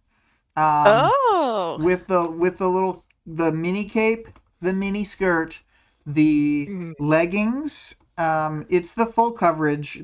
Because it sounds like these are accessories. They're just extra armor. Yeah, exactly. So I'm and extra places to keep my bugs. Yeah. And it's gonna be like the Arc 21 era when she had the extra sharp little fingies. So that's gonna be my costume. Sharp fingies, Taylor. That's cool. I'm dressing as the custodian. Vale's dressing as Number Man. Number Man. Oh no, we're gonna have to read all of Vale's comments in the Number Man voice. That's pretty good. Actually, Lolita culture is. That's what I imagine we're gonna be talking about because fucking. Oh my god, when that scene when Flechette's like, Kid Win is such a freak for knowing about this fashion style or whatever. I'm such a butch lesbian that I can't imagine someone liking a doll. Except when her name is Parian. No, but seriously, like that's how it comes off. It comes off as just like, wow, this fucking like weird nerd. I'm a jock. Yeah. It seems like pretty normal to like run a Like search he's at a on the computer. name of the Their people. capes in like the same area. Like, is she crazy? Yeah. But I think it is just jock logic. Yeah. I know, because I'm a Okay. dummy. In my powers, knowledge, and world building, I included a couple things. Oh yes. Oh, just that he thinks that I'll read this quote here. When one had enough power to take a life and with a twitch of a finger, a thought, they earned the right to wear skin-tight clothing and call themselves hero or legend. To wear a mask and name themselves something insane like the cockatoo and still take themselves seriously. Yeah. Um, yeah. And then this was just me talking about he like makes Doormaker make him a window, which is fucked up, I feel like. I know that it uses a bunch of resources and you don't get a window, but He gets a window with like perfect. Okay, he also says something else really stupid in this chapter. He comes back and the window has changed, and he says, "This world apparently has sunsets in the middle of the day, but like it's like it could be just a different area of Earth that is currently experiencing what do you mean in the yeah. middle of the day? It's in the Yeah. middle of your day, I guess, It's but it's like like a different country." what do you consider to be the normal place? Because you don't live where like most of the characters live. You don't even live on Earth. You live in a fucking office building in the in like a no man's land. Oh Yeah. my god. It's Don't so isn't the crazy. Cauldron headquarters on a maybe I'm wrong. I thought it was on like a mostly like barren Earth that was like, I mean, they're in like where Cote d'Ivoire is approximately, but Maybe. not in Aleph or Bet or anywhere we've gone to. Yeah, no, I think they're like in the middle of nowhere Earth-wise. Yeah. That's why he needs a rotating view because it's just so it's like Kansas outside. It's exclusively the backgrounds from Courage the Cowardly Dog. Oh dear God. Yeah. Just ominous.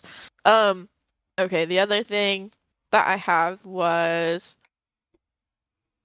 fault line. It's confirmed that fault line's been going around, opening portals everywhere. Um, I mean, it's not fault line going around, it's fucking labyrinth going around, but whatever. Um, and this is another like crazy claim where they're like, we're gonna let this bad thing happen because it'll be better in the long run, but it doesn't even sound better in the long run.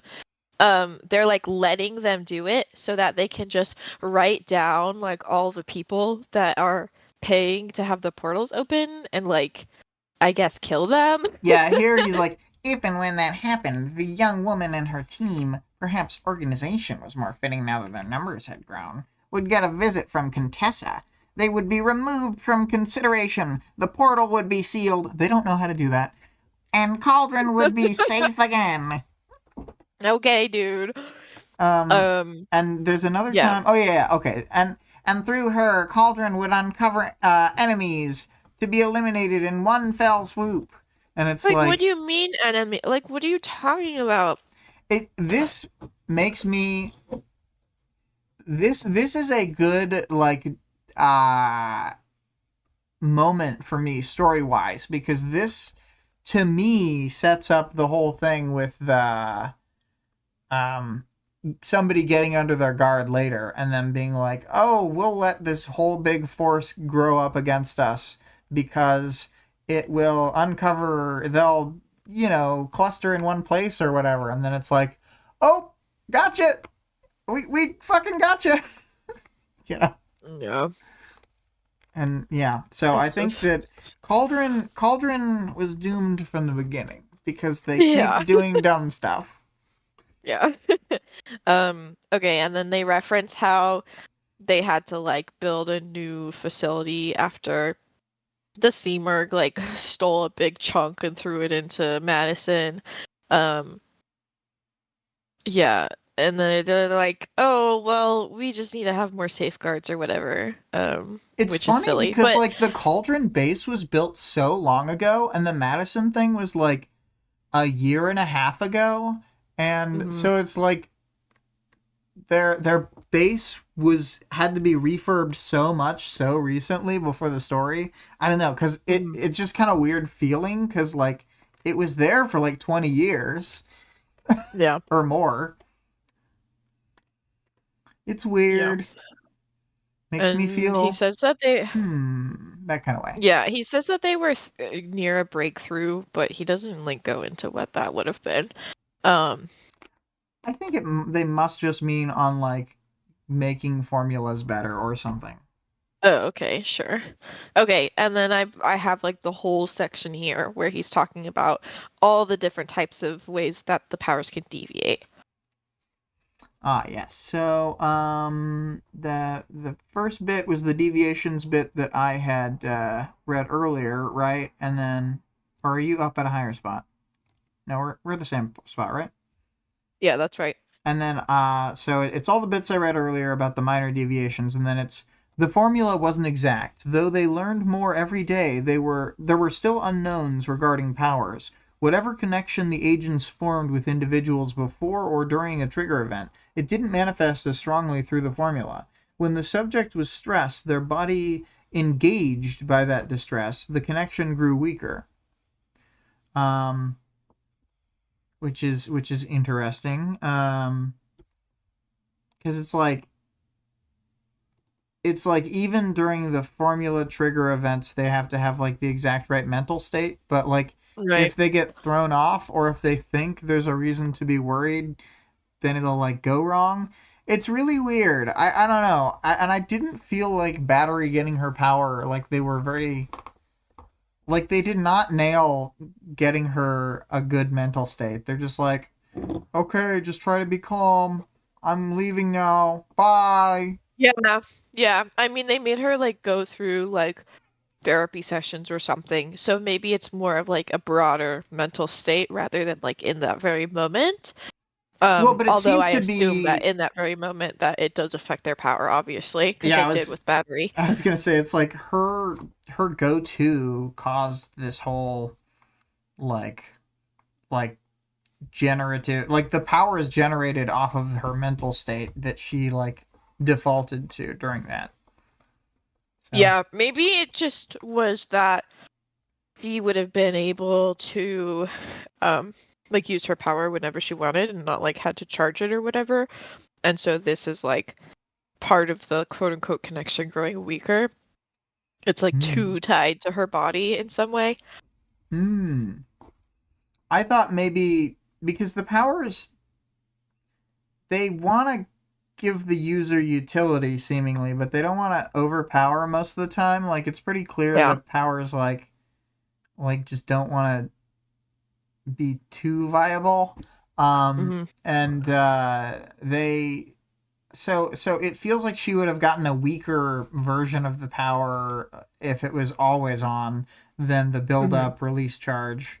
Like maybe she would be super strong, but she wouldn't have any speed power or something. I don't know. Yeah. Yeah, hard to say.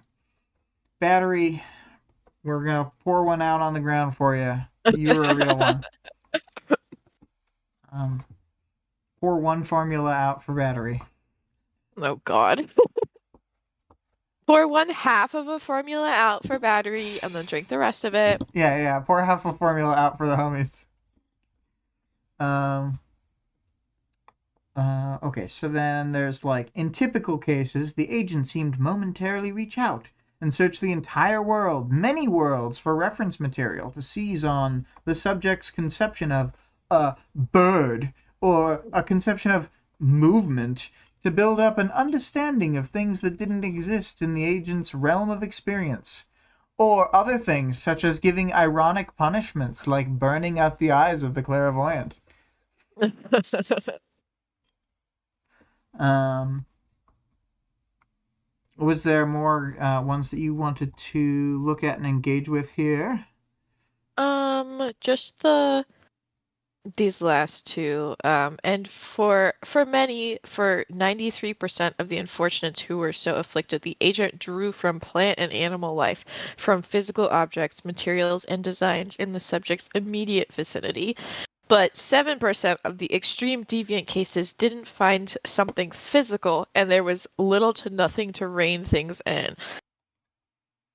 Dun, So, dun, dun. dun, dun, dun. And that's like the guy, and the fact that they just didn't even fill in the blanks. They're just like, there's gray space there, gray space there. Yeah. We're good. You They were like, put the panel on is it. it like I think it's just that like some of the agents just like have no creativity and they're I like, do think, we'll just do the power. Like I don't want to go search for something right now.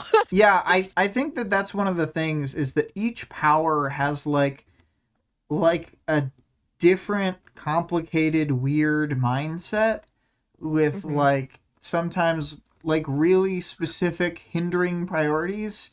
Mhm. And I think that's hilarious. Yeah. They all got their own modus operandi, etc. Yeah. I was I gonna really like say, the whole concept of the agent and that it does have some sort of personal identity, not just an overarching identity. yeah, I agree. There's there's like stuff that I have to like actively untangle, like the further you get into Ward with like Hmm.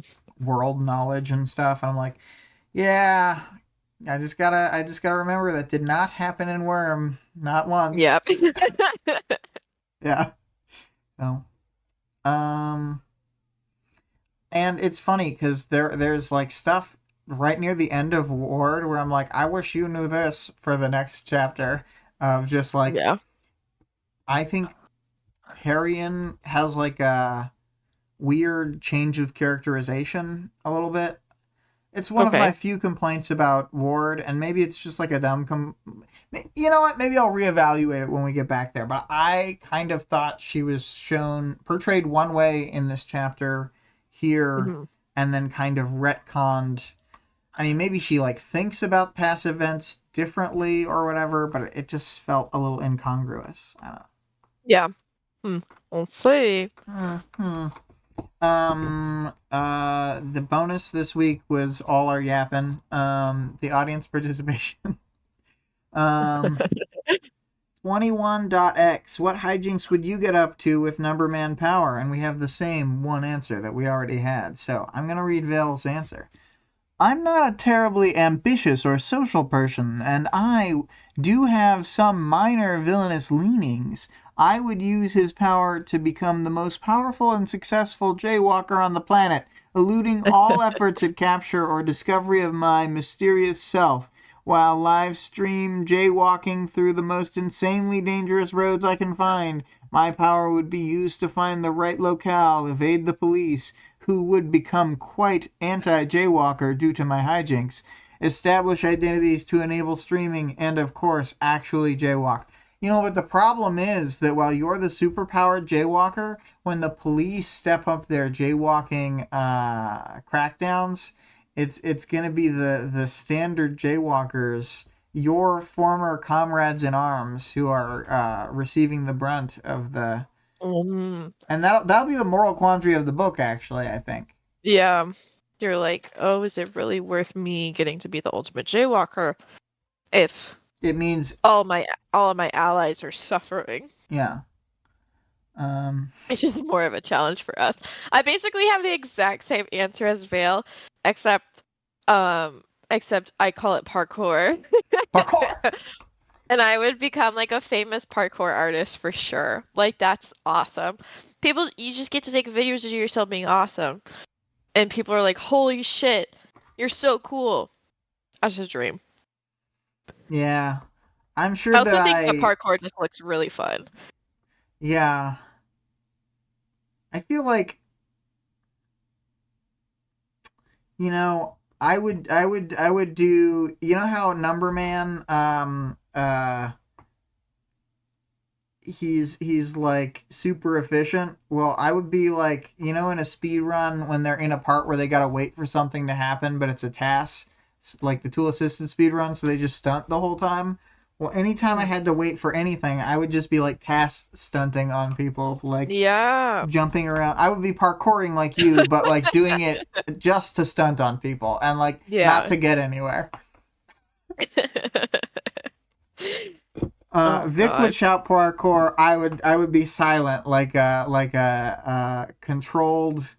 Uh, I would look like I was being, puppeteered by some Yeah. evil controller wielding robot. I think if you did it, like you're dead silent and you're like faced kind of forward the whole time, like you do a flip and you always land facing forward. I think Yeah, that yeah. is very ominous. Oh, do you know that anime that's like a comedy anime where it's like a Sakamoto Desuka? It's like Yeah. yeah, yeah. I'd be like him where he's always just so suave and whatever, He's like but too stoic that it makes you terrified. yeah, it's like ominous and like sometimes people are charmed by it and like eventually everyone like learns to love him or whatever, but a lot of times Mhm. people just freak out when they see his like non-moving demeanor and like he'll do Yeah. stuff like what you In said, like always point one direction and like never in like turn the or something. in like the end of the first episode or whatever, when he's jumping back and forth around the fire, and he's like he's like staring at it super seriously and stuff. Yeah, I could Yeah. see that. It's so good. He's like so creepy and weird doing it, and then everybody's doing it, and he says it's so they can generate enough wind to put out the fire or whatever, but it's not even true. God, that scene is so funny. Oh man, that's a really good show. But He's like, no, I was actually just trying to make a racket so someone would come get us. He's just Contessa. yeah, he kind of is. He just like can do anything and he'll do He it can do perfectly anything and successfully. then it'll like get the result. And I mean, like sometimes he Mary Poppins is the shit out of it. Like I love that scene. I mean, now I'm just talking about Sakamoto, but that scene where he just like runs into the wind, he opens an umbrella, it sails him upward, and he saves the Right. bird, and then he lands safely and like puts it on the ground or in a nest or whatever. Yeah. So good. Yeah. All right. Well, that's what I would do if I was Number Man. I would be Mhm. Sakamoto from that show. Okay. And I would freak Very good. everybody out. Um, oh, oh no. Do we have a question for the next episode? Oh, I have a great question. Oh, oh, I'm typing it now. Imagine imagine you're a parahuman, but you have to be a parahuman for your job. So what would you what would be your ideal like set of powers and job that goes with it? Because that's what Parian is. She's a fashion designer. It's a cool job. I guess she doesn't even she's just a student right now, to be honest. All right. But yeah, So I want to see imagine. everybody's like self-insert OCs, but they're not allowed to be a cape. They have to be a rogue or whatever. You gotta be. So imagine you're a parahuman, but you have to be a parahuman for your job. What would your ideal set of powers and job it go or be powers be and And job job that goes with it. that goes with it? Yep. And this is why I said it aloud before copying and pasting it. I'll go with and the job.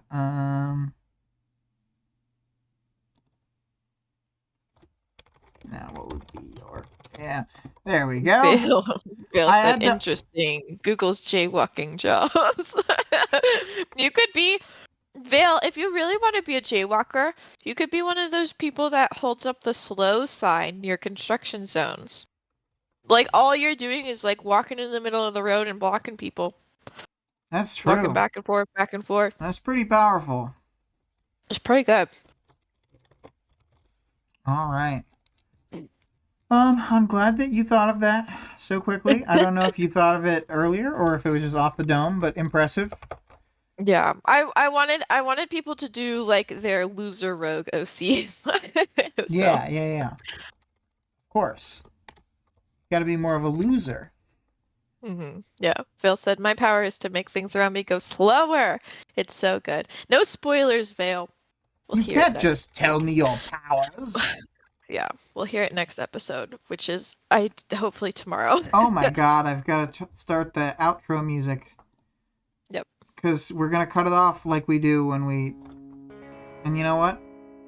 It's such a short speed draw. Speed draw part 2.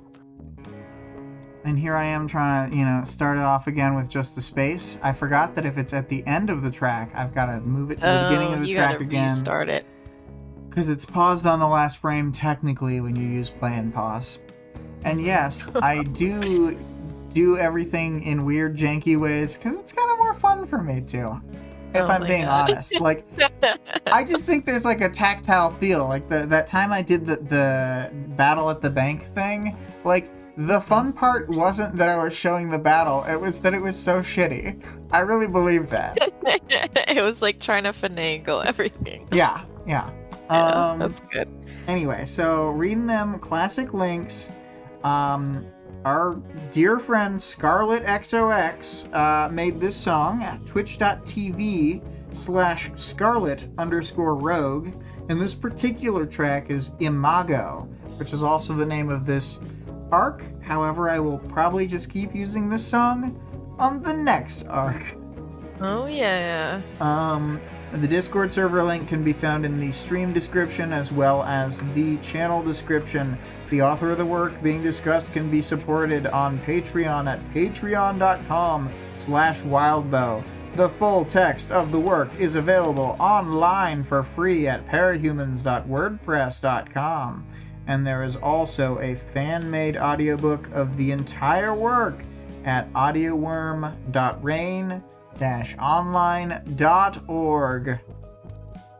And you better believe that I listened to that audiobook. We sure do. All right. Do you have any last words for the people? Oh, if you're not properly trained, don't grab the communion. It's dangerous out there. Stay safe. Bye. Bye.